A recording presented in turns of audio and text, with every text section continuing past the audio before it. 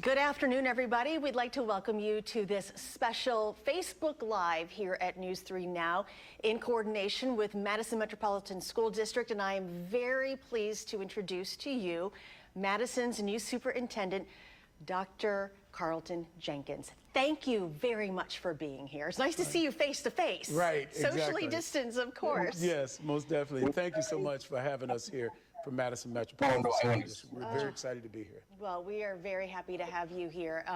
This has been one wild ride. I know you just arrived in Madison recently, so let's just brief everybody where you came from in your experience. Yes, I'm coming here from Robbinsdale, Minnesota. I was a superintendent there, and prior to that, I was in Atlanta, Georgia as a chief academic officer, and prior to that, I was a superintendent in Michigan.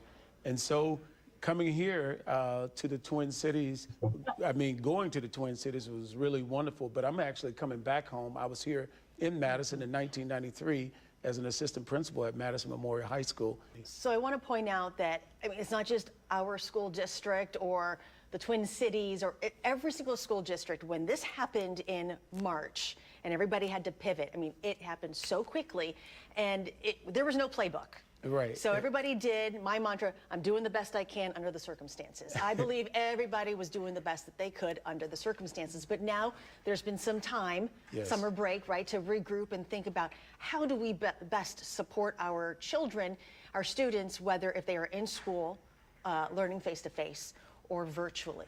But there's so much, school is much more than education at this point. Right. You hit on it about, their social and mental well-being. Yes. So I think we should maybe use that as a jumping board if you're all right with that. Great. I think that's an excellent point that you're making of how it hit everyone, not just Twin Cities, not here just in Madison. This became a global crisis with this whole thing with COVID-19. And during this crisis, we had to think on our feet, things that we were thinking about doing 5 and 10 years from now.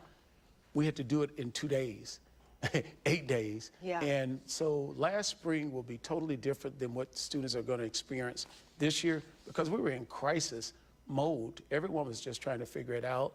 We thought it was going to be short term, but as you can see, it's going into the fall.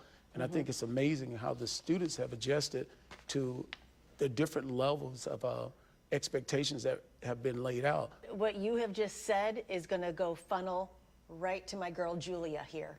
West High School. She is a senior, and I know she has some questions for you. Julia, hi. Okay. Can you hear me? Great. Hi, I can hear you. Hi, Julia. All right, so it's one-on-one. You've got the doctor here yourself. What's your question? Awesome. I know you've got a few questions, so go for it. Right, so one of my questions, kind of piggybacking off of that, was if you could just talk about any programs that are in place this year to virtually support students' mental and social well-being. Yeah, that's an excellent question. And let me tell you, during virtual, what we learned, you don't go at this alone. You depend on a team. So knowing that we were coming to speak to the students, they have the entire central office on board, ready to answer any questions, giving them expert advice. So when we started talking about the social-emotional well-being and what we're going to do, I'm going to pull in one of our staff members right now. Julia, that's a great question. And Julia, as you know, every school year starts with our teachers really trying to build strong relationships and strong learning communities. This year, we have an even stronger emphasis on social emotional learning than ever before. We want all of you, every one of our students, to feel truly safe and a sense of belonging. And we know that that COVID has resulted in really high levels of stress for all of us. And we know that when this stress combines with racial trauma, other stressors and other existing mental health concerns, we need a really wide range of intentional supports, and we have those ready to go. Do you have any concrete examples of how this might be implemented or what it will look like, say, in a Zoom math class of some sort? Will we have worksheets to work on for homework, or will all our homework be online? I have another question from a Facebook viewer. It is about the rise in teen gun violence and the removal of SROs from the high school. What is going to be done to ensure staff and student safety? How will teachers and classes this year start adapting to students who didn't attend last year or weren't able to attend classes at the end and might be a little behind with where they're supposed to be at? It's a good one, because there were quite a number of students who just never logged on, Dr. Jenkins. Right. How do you handle that? How do you bring them back in virtually? Who would you like to speak first? Well, all the chiefs are there. So you have there Mr. Hernandez, and you have Dr. Clarity, and you have Ms. Stanford. Who's Mr. there. Hernandez, let's start with you. Welcome. We were very intentional with working with our staff and families and going out into the community, obviously still practicing social distancing, but re-engaging with families that may have had disruptive learning in the spring. We have some parent questions regarding their elementary students. They were wondering, for younger elementary kids who cannot tolerate those Zoom meetings, is there going to be any alternative learning format, such as worksheets that they can complete offline? Are those going to be made available? And then another question people had was, as we all know as parents, when you go to those wellness checks, they tell you limit that screen time with your babies. So now how do you go against the doctor on that one? You know, because this is important. It's about education, but how's that balance, and what are the expectations for the younger ones? Thank you. That's a really great question. I'd also like to say that I am co-chief with Dr. Clarity, so we are both with elementary. So he would also be able to jump in on this question, but we are limiting the amount of synchronous instruction. And so we're limiting those large chunks of screen time. And so we have the best engagement that we can possibly have. So with core instruction, students will be online with their teachers in 15 to 20 minute chunks of time.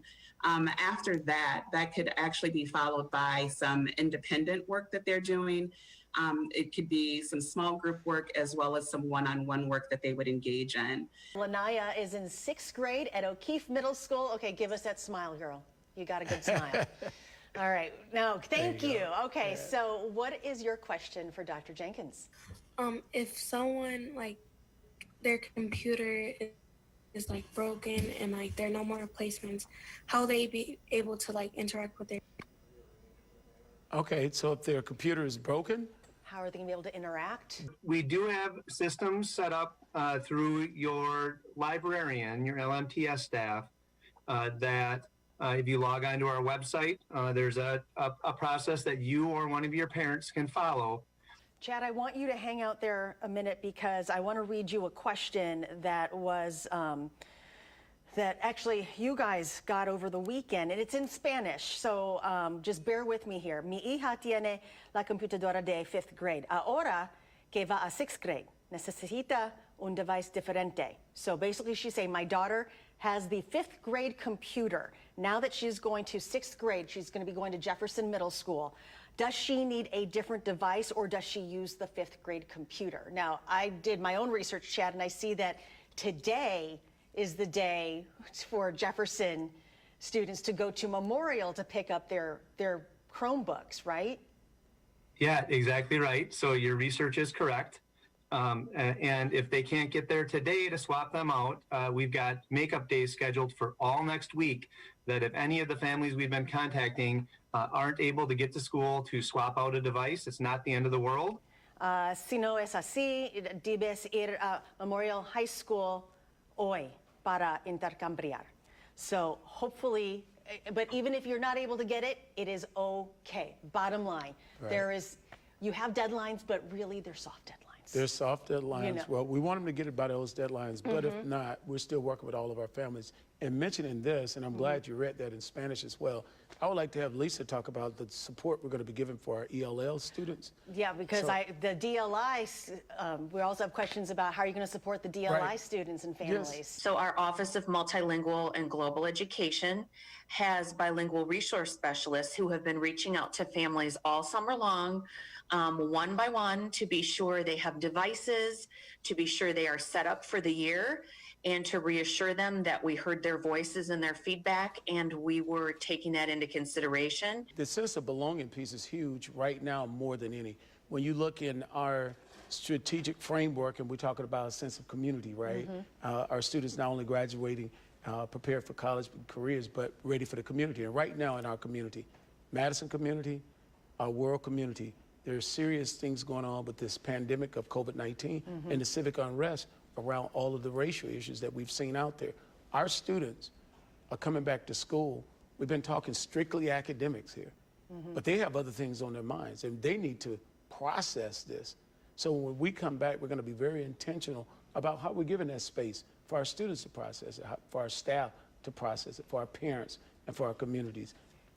These are the change makers right here. Yes. And you've got a melting pot. It's beautiful. Right. How do you empower these students to go forward and to create that positive change that our community, our world desperately needs? And frankly, I think through our children, we're going to learn as adults. As you can see, this is a powerful group that we have here on this panel.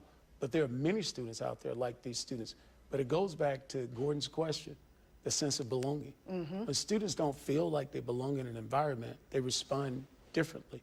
Dr. Jenkins, if we just touched on some things. Right. I know that there are so many other questions out there.